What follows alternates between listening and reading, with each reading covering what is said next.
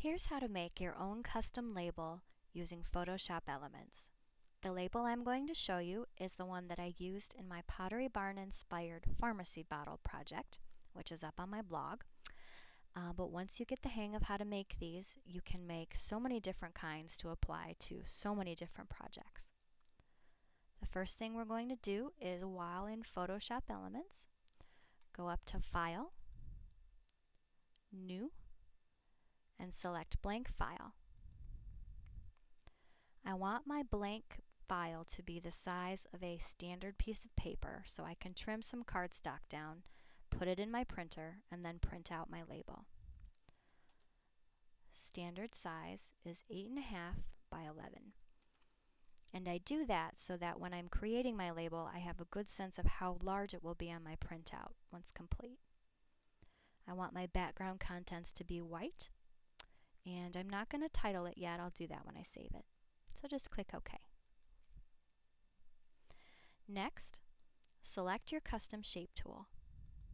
It's this little heart here in your toolbar. Go up to Shape, click the down arrow, and you'll be able to choose from all the shapes that are already preloaded in your Photoshop Elements program. Many of the shapes include outlines, which is good, that's what we want for our label, but a lot of them are solid too. And I just happen to really like this shape here because it matches my inspiration piece, the Pottery Barn piece, so well. So I'm going to select that, and then I'll show you how to make it an outline, even though it's solid. First thing I want to do is select my color, which happens to be red. And now this first method is very easy. Once you've got your shape drawn, select the magic wand tool, and then select your shape. It'll ask if you want to simplify. Just click OK. You'll see that it's selected by these dancing ants around the outside. Go to Edit and Stroke Outline Selection. Set the width of your outline. 25 is good. The color is the color that you currently have selected. For location, be sure outside is selected. Don't worry about blending. And then click OK. And then you can see an outline has appeared around my originally selected shape. Now to get rid of that interior, so we have the true outline that we want, as long as it stayed selected, which it has, go to Edit and Cut. And that got rid of the middle for you. Now I like that method. It's quick and easy, but on some shapes it really takes away from the design. The pointy is gone here, the pointy is gone there, so I'm actually going to show you a different way, which is what I used on my project. So first let me delete this layer, and then we'll start again. I've got my red color still selected. I want to go back to my custom shape tool, and I'm going to draw my shape again.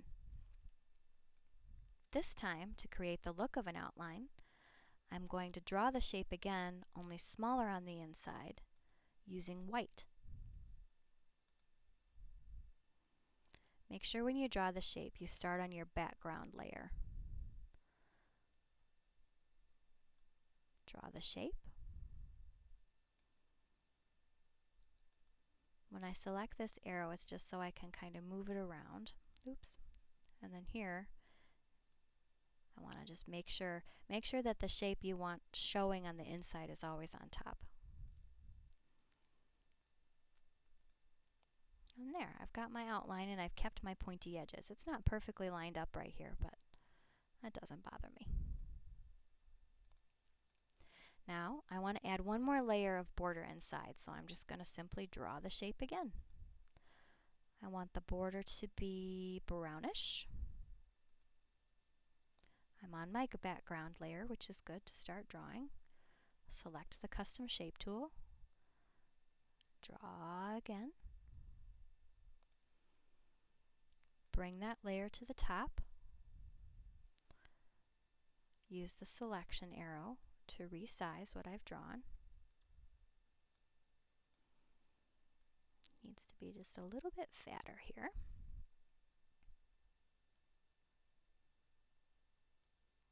Okay. And then I'm just going to do white one more time.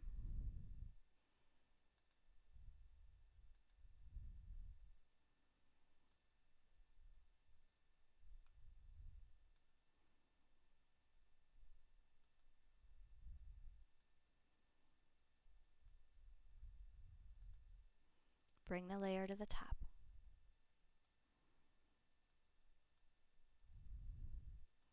And there's the basic outline for my label. Now once you've got these drawn, of course, you can click on any layer and just play with the sizes. If you want to make it a little bit skinnier or a little bit fatter, keep the layers separated, don't merge them. Now I want to add the text. So I'm going to select my text tool. I'm going to be sure I'm on my top layer and then click inside that. I am going to, let's see, oh, I've already got my font selected. I'll start off in Arial because that's what I would have done in the beginning. I want my text to be this same red color. So using your eyedropper tool, just select the red and that makes sure you get the exact same red you have before, because there's no way, unless you memorize these numbers, you could have guessed where that was. And click OK. And I want the title of this to be, I think I want it in all caps, Love Potion number 9. Center that a little bit.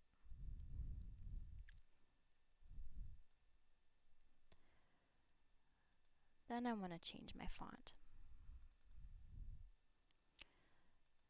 The font I actually found on dafont.com, DAFONT.com. So many fun free fonts to choose from. And it's called You Are Loved. And I like it because it's got this kind of grungy look to it that looks like it's a little antiqued. So now I'm going to resize my text to be the size that I like. Scoot that over a little bit there. And there you go. Now that's pretty cute in and of itself, but I want to add just a couple more details before I print it out. So I'm going to add another shape in that brown color. So you can switch back and forth between your two main colors using this arrow right here. And then I'm going to select my custom shape tool again, go up to shape, and find like a little accent. And I like that one to go on. I'm going to make sure I'm on my top layer and draw out the shape. I'm going to make that a little bit smaller. Oops, I'm going to turn this one around.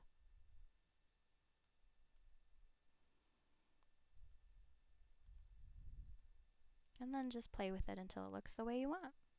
Oops, I selected the wrong layer there. There you go. Pretty cute, huh? Now that I want to print it out, I just need to resize the whole thing. So to select all of your layers at once, simply come over to the Layers palette.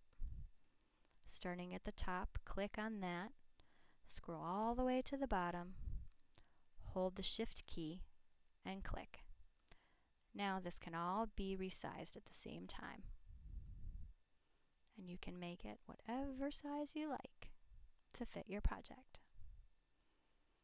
That looks about right. And that's all there is to it. Make sure you save it. You can keep your layers separate, which is what I do in case you want to kind of recreate the same label but change colors later on. And that's all there is. Hope you enjoyed. Be sure to stop by my blog, the-craftycafe.com, to see how this is applied to a really cute project. Thanks. See you later.